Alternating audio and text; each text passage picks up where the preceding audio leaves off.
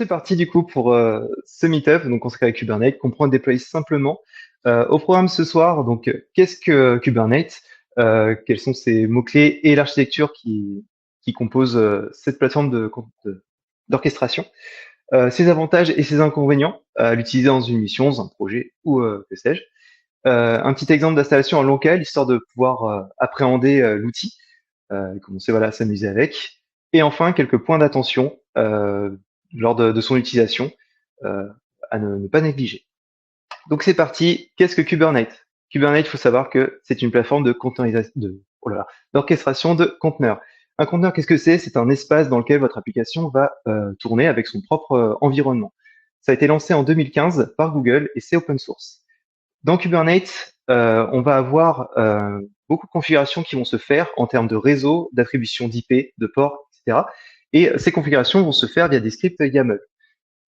Dans cette plateforme, qu'est-ce qu'elle va nous permettre de faire? Elle va nous permettre d'automatiser les déploiements d'applications, donc nous faciliter tout ce qui est livraison sur le serveur ou autre. On va pouvoir faire de la mise à l'échelle de ressources. Dans la mise à l'échelle, il faut savoir qu'il y a deux types de mise à l'échelle, une horizontale, une verticale. L'horizontale, ça va nous permettre de répliquer notre application pour assurer une haute disponibilité de celle-ci. Et la verticale, c'est d'attribuer ou de diminuer des ressources à allouer pour faire en sorte que l'application fonctionne. Quand je parle de ressources, on va parler plutôt de tout ce qui est métrique, donc bande passante, mémoire, CPU, etc. Ce qui va nous permettre aussi, c'est d'avoir une gestion complète du cycle de vie de nos applications, de nos services conteneurisés. On va vraiment savoir si voilà, les livrables qu'on a fait sur nos environnements sont démarrés, s'ils sont stoppés, s'ils sont en erreur, ou que sais-je.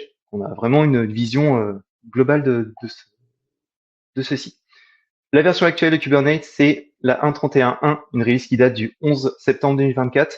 Savoir que les mises à jour sont assez fréquentes sur Kubernetes. On est quand même sur un outil qui est vivant, on va dire. C'est pas quelque chose qui va euh, avoir une même version pendant 6 mois, très, très régulier. Donc c'est assez intéressant par la suite. On parle évidemment de conteneurisation et d'éléments conteneurisés. Kubernetes n'est rien sans Docker notamment, donc vraiment un système de conteneurisation, euh, pour faire en sorte qu'on puisse livrer des images et avoir nos applications à déployer sur nos environnements. Il faut savoir que on a différentes alternatives de Docker. Si un jour vous avez l'opportunité d'utiliser Podman, en règle générale, on utilise plutôt Docker. C'est vraiment les ressources, enfin les documentations qu'on peut avoir sur le net. Ça marche toujours avec Docker Kubernetes, principalement. Et c'est un outil qui a vraiment fait ses preuves, donc autant l'utiliser. Mais tant que votre système de containerisation respecte le format Open Container Initiative, ça peut marcher. Si vous vous éloignez un peu trop de ce format, là, Kubernetes soit va pas marcher du tout, enfin, il va pas comprendre que c'est une image où il va y avoir des erreurs. Autant utiliser des choses qui fonctionnent. Euh, pour un petit rappel pour ceux qui connaissent pas forcément Docker, à quoi ça nous sert? Ça va vraiment nous permettre de concevoir des applications rapidement avec encore cette notion de conteneur. Hein. C'est vraiment basé sur la configuration Linux à la base. Donc vraiment cette possibilité d'isoler nos applications dans des environnements dédiés et d'éviter aussi la dépendance système, donc la dépendance de notre machine. C'est utilisable sur différents environnements, Mac, Windows ou Linux. Et trois concepts, je vais dire, clés dans Docker, ça va être les conteneurs, les images et Dockerfile. Pour les images, c'est donc ce que je disais à peu près juste avant, ça va être vraiment un fichier exécutable en lecture seule, où on va avoir le code source de notre application, les dépendances, tout ce dont elle a besoin pour fonctionner. Et pour créer ces fichiers exécutables qui vont être exécutés pour créer des conteneurs, on va avoir aussi des Dockerfiles où toute la configuration dont on a besoin sera définie là-dedans et nous permettra de les créer. Voilà pour cette présentation de Kubernetes en général. Maintenant, on va parler des mots-clés et de l'architecture. Dans un premier temps, Kubernetes, comment ça se présente? En gros, on va avoir là ce qu'on vous pouvez voir à l'écran, ça s'appelle un cluster. Donc le cluster Kubernetes, c'est vraiment votre environnement de travail, c'est vraiment l'instance Kubernetes. Elle est composée d'un masternode, donc c'est vraiment l'élément fonctionnel de Kubernetes, hein, c'est vraiment ce qu'on va pouvoir utiliser, ce qui va permettre de gérer par la suite nos worker nodes. Nos worker nodes, eux, ce sont nos environnements de travail. On va avoir nos applications qui vont tourner. Un cluster va avoir un master, effectivement, et avoir au moins un node ou même plusieurs nodes par la suite. Tu peux avoir un comme 100 nodes. Donc voilà, mais on a toujours ce couple-là, un master, un node par des minimum. De quoi est composé un master node? On va avoir dans un premier temps une API serveur. L'API serveur, qu'est-ce que c'est? C'est vraiment le point d'entrée de l'API Kubernetes. C'est celle qui va gérer tout ce qui est autorisation, authentification et tout ce qui est demande. Donc toutes les commandes qu'on va pouvoir faire pour aller interroger des états enfin l'état de nos, enfin comment dire, récupérer des informations de configuration, vérifier l'état des applications qui sont déployées. Donc tous ces éléments-là vont passer par l'API serveur. Le scheduler, lui, qu'est-ce qu'il va nous faire? Il va faire de la planification de pods. Les pods, c'est comme vous pouvez voir juste à droite, c'est là où, donc je répète encore une fois, là où va comment dire, là où nos projets vont être lancés. Lui, ce qu'il va s'assurer, c'est d'examiner si les besoins en ressources sont respectés, si on a voilà, si on a assez de ressources allouées pour faire fonctionner toutes nos applications, tous nos pods, euh, et s'assurer aussi de savoir sur quel node les pods tournent.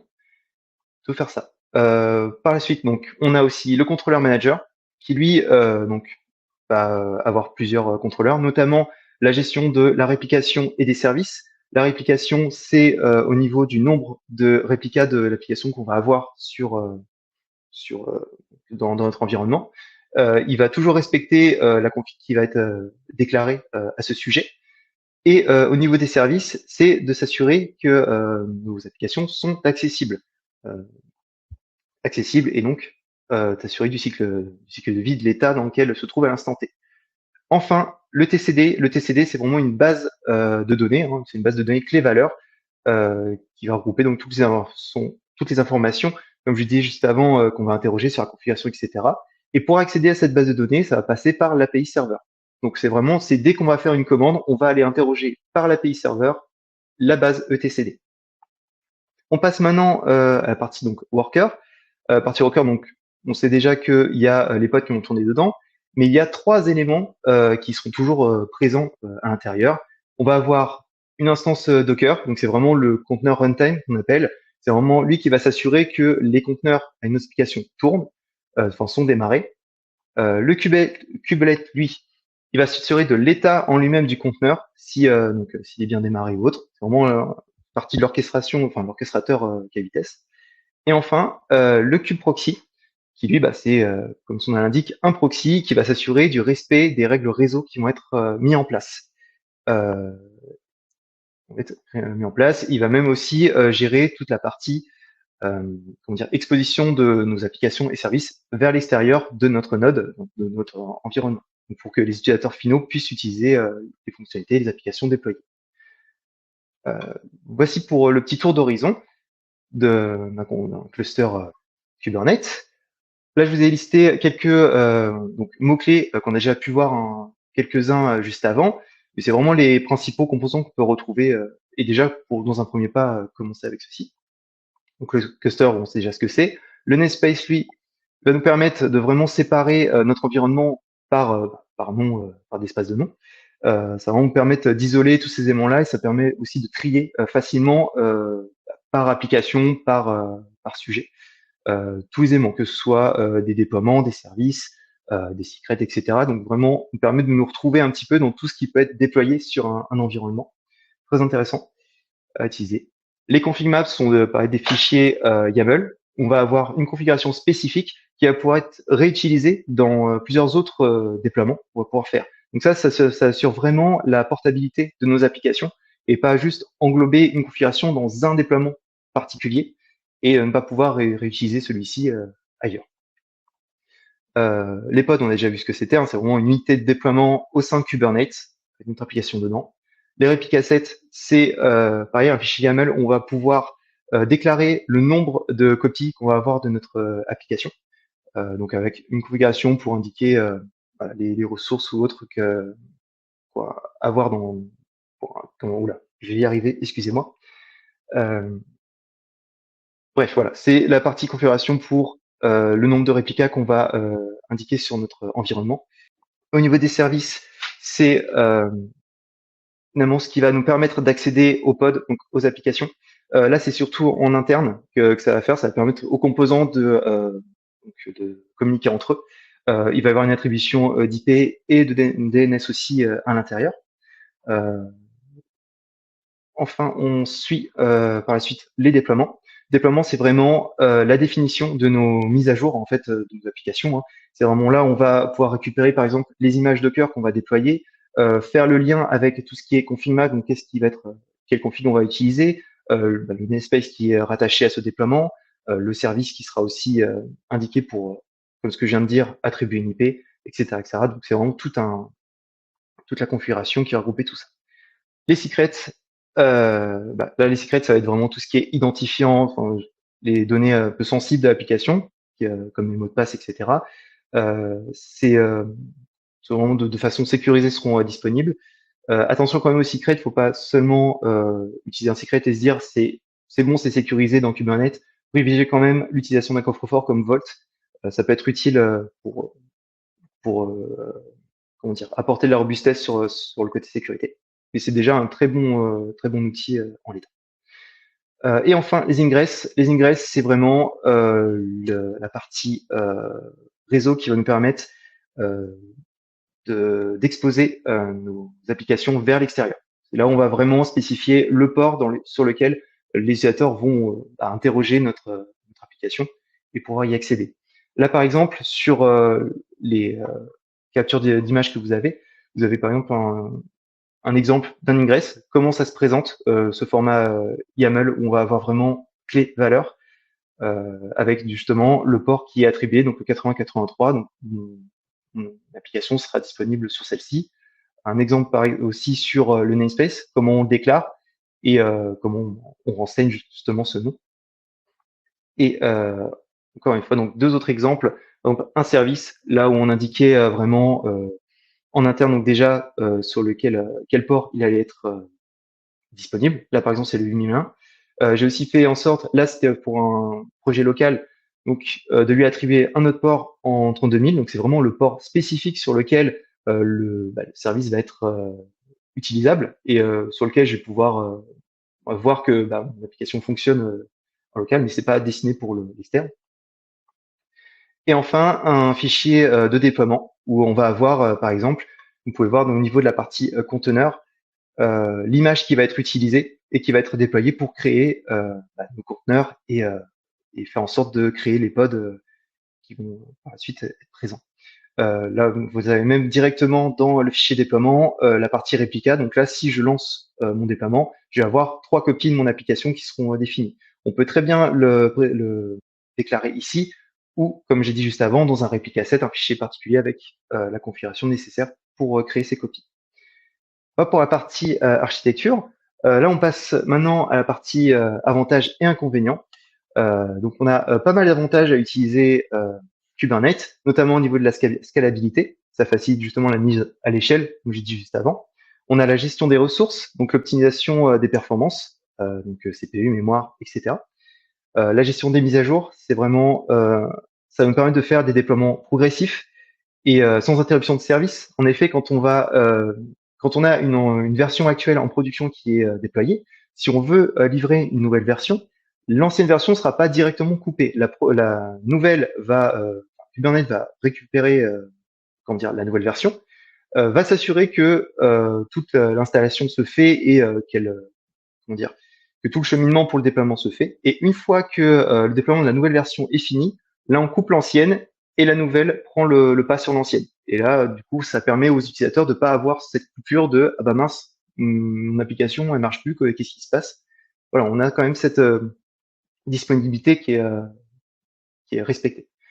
Euh, on a évidemment l'automatisation des déploiements, donc ça permet vraiment de réduire les risques en termes de manipulation qu'on peut faire. Ça réduit vraiment toute l'interaction humaine pour les livrables et ça permet d'accélérer justement les mises en production. L'amélioration de la productivité également, parce que les équipes de dev se concentrent vraiment sur le code, même sur le développement de leur application et comment dire, euh, ne perdent pas de temps entre guillemets avec toute cette configuration serveur et livraison, qui c'est pas forcément dans leurs tâches habituelles. Euh, Autre point, Kubernetes est open source, donc on a quand même un élément qui est gratuit, donc les fonctionnalités sont disponibles en intégralité, donc c'est assez intéressant, on n'a pas d'éléments à payer en plus pour pouvoir utiliser certains outils. Un autre point, c'est que on a une communauté assez importante. Donc, si on a un problème ou si on a voilà une interrogation, on a quand même pas mal de ressources disponibles et de tutoriels voilà, pour nous aider à apprendre ou à nous débloquer dans certains cas. Euh, donc, voilà pour cet élément.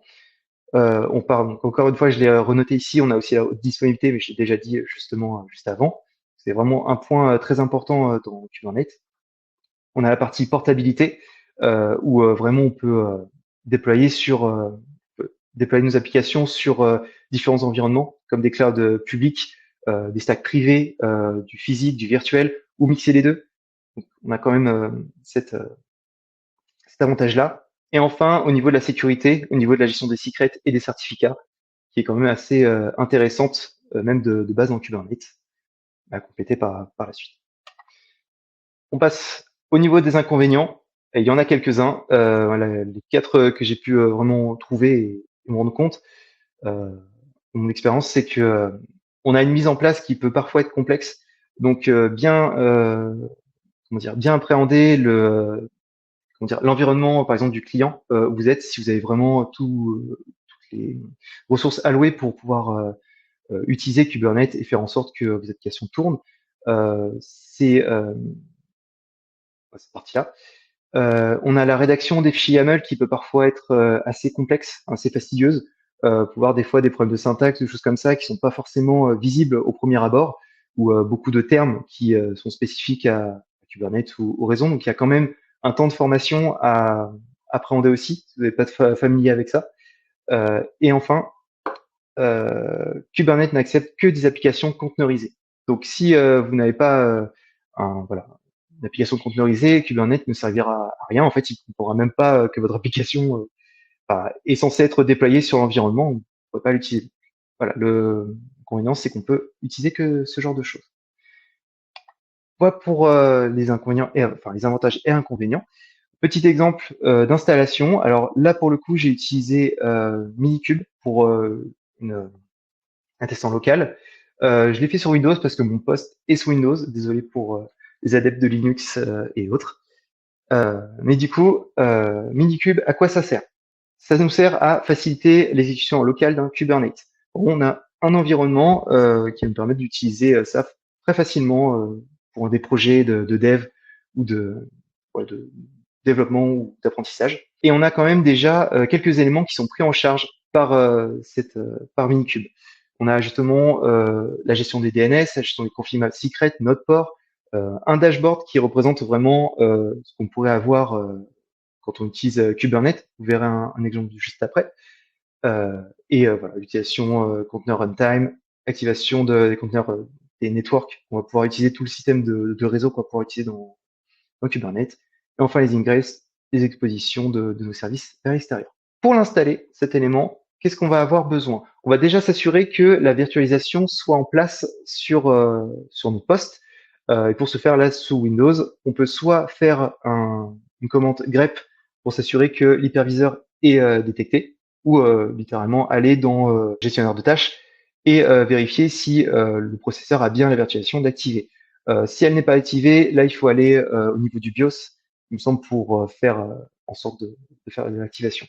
J'ai pas d'exemple, mais vous avez des tutos sur le sujet qui vous permettent de l'activer facilement. Une fois que vous avez vérifié que votre virtualisation est en place, on va pouvoir déjà dans un premier temps installer kubectl. Kubectl, c'est l'invite de commande qui est nécessaire à Minikube. C'est avec ça qu'on va pouvoir lancer toutes nos commandes Kubernetes. Pour l'installer, on va pouvoir utiliser un curl, justement une commande curl, et récupérer la version que l'on souhaite de kubectl. Une fois que le téléchargement est fait, vous allez pouvoir le renseigner dans vos variables d'environnement et faire en sorte de pouvoir l'utiliser n'importe où. Enfin, pour le tester et savoir donc s'il est bien installé et si tout est OK, on utilise la commande kubectl version. On peut faire une sortie, comment dire, un affichage particulier, soit YAML, JSON, etc. Pour le coup, j'ai choisi le YAML et ça me permet de vérifier que j'ai bien la version 1.31 qui est installée sur mon poste. Pour cet élément, une fois que c'est fait. Enfin, donc, quand vous avez cette version, enfin, la version kubectl qui est installée, vous pouvez passer à l'installation de Minikube. On fait l'installation, donc là j'ai choisi PowerShell. Donc je lance la commande pour récupérer l'exe de Minikube. Une fois que cette installation est faite, on va pouvoir aussi renseigner Minikube sur sur nos variables d'environnement. Là, donc, je l'ai installé vraiment sur la racine de mon PC, hein, donc dans le dossier Minikube dans le C. Une fois que c'est renseigné, donc Minikube va pouvoir être utilisé n'importe où sur notre machine. Et enfin, une fois que l'installation et tous ces éléments sont faits, pour lancer une instance de Minikube, on va pouvoir utiliser la commande Minikube start. On peut aussi choisir un driver particulier. Il faut savoir que pour lancer Minikube, on peut le lancer de 3 façons. On a un driver non, un driver VM et un driver Docker. Le non, lui, ce qu'il va faire, c'est qu'il va installer directement Minikube sur votre machine. Donc voilà, ça va être vraiment votre OS qui va avoir Minikube dessus. Il va pouvoir aussi avoir donc, le driver VM Minikube va créer une machine virtuelle à part où il va déployer votre cluster Kubernetes.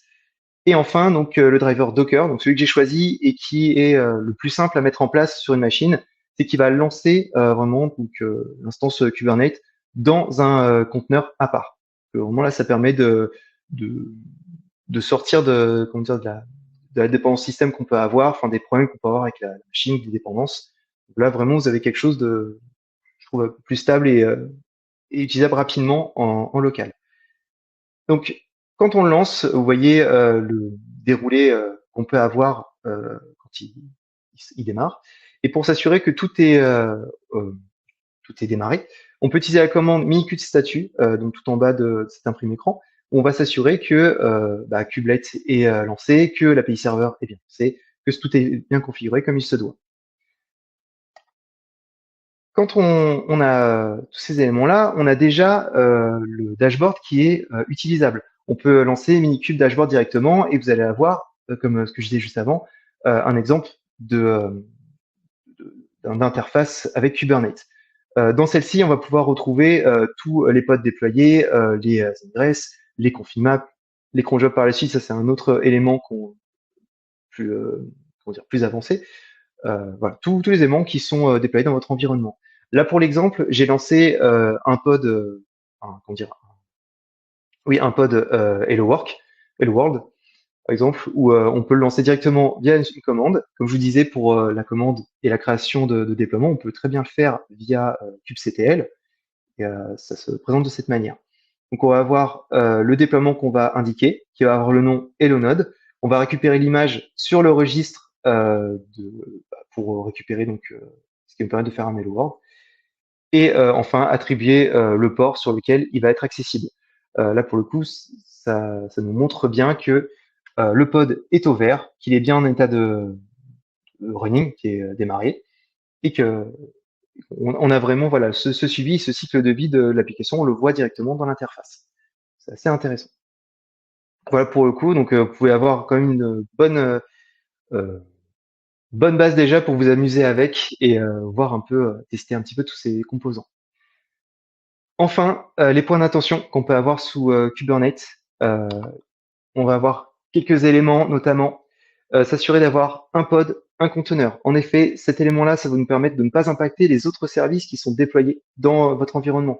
En fait, si vous déployez toutes vos applications, tous vos services dans un même pod, et ben, s'il y en a un qui tombe en échec, vous ne pourrez pas le redémarrer tout seul. Vous êtes obligé de redémarrer tous les services et ça, c'est pas forcément pratique et, euh, et rapide comment dire, et vous perdez potentiellement du temps en termes de redémarrage si en cas de problème.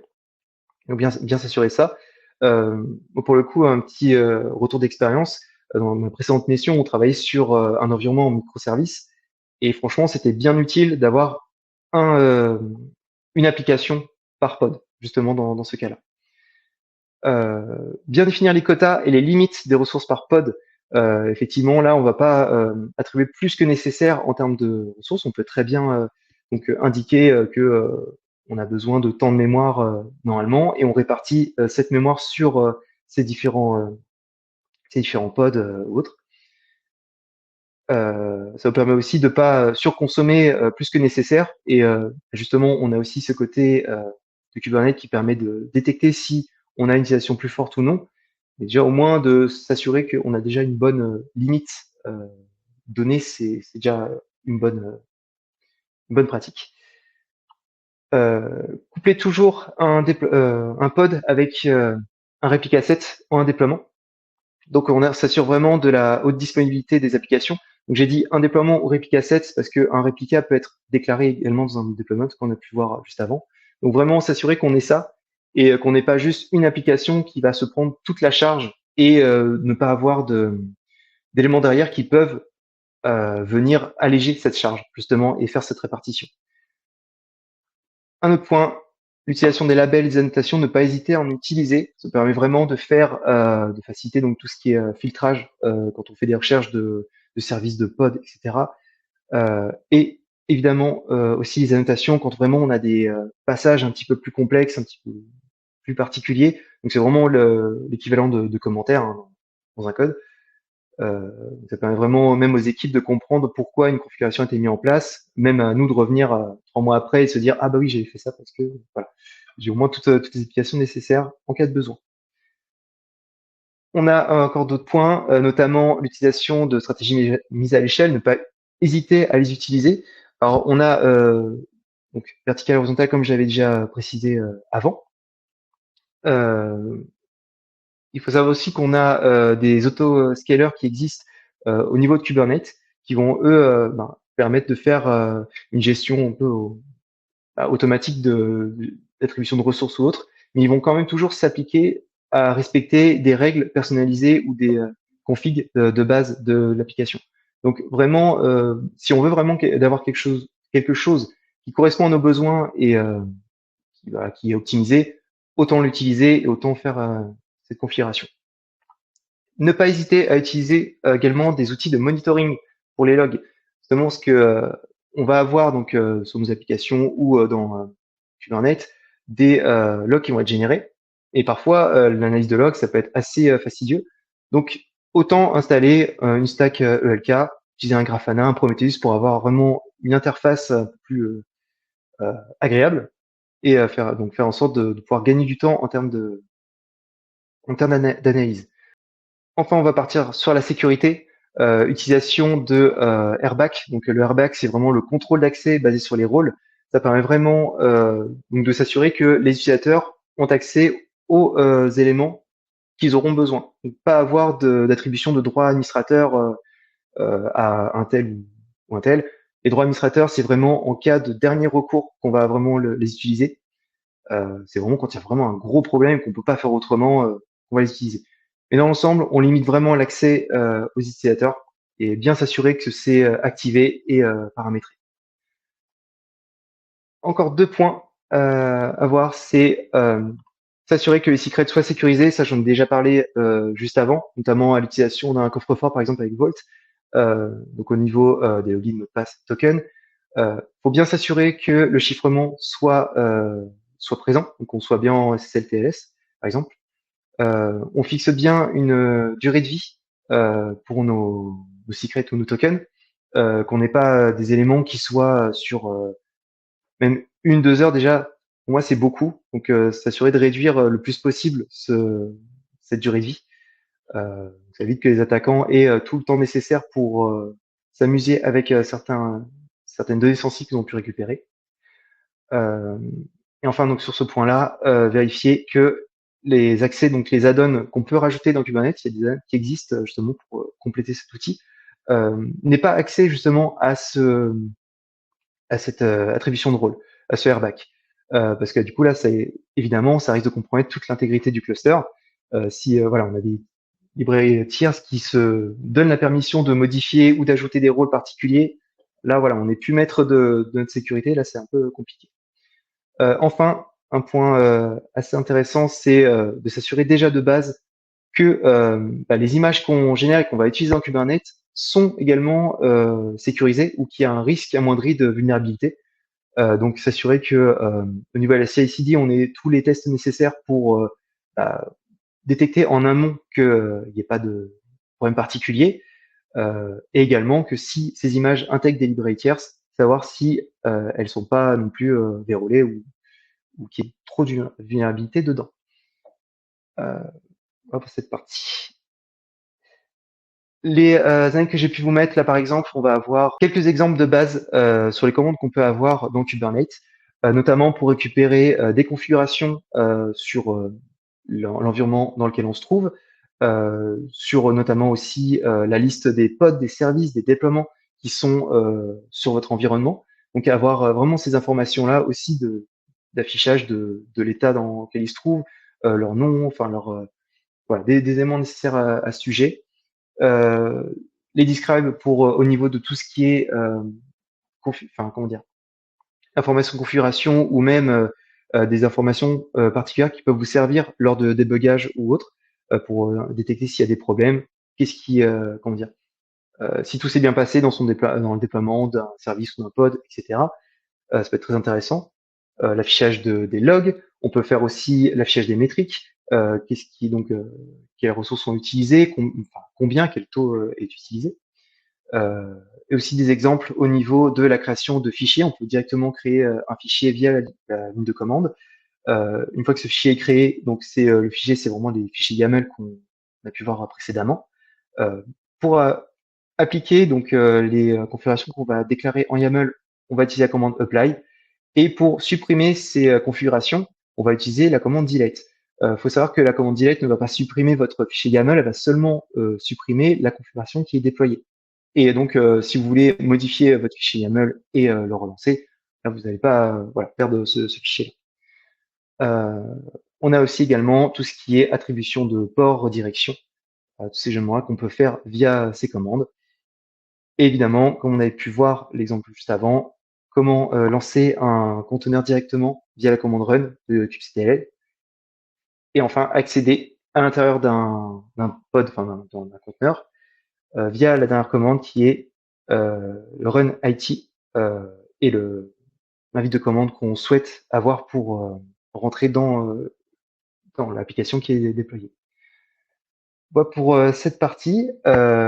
Enfin, donc voilà, le dernier point, c'est voilà, quelques liens sur ce que j'ai pu utiliser pour faire cette présentation.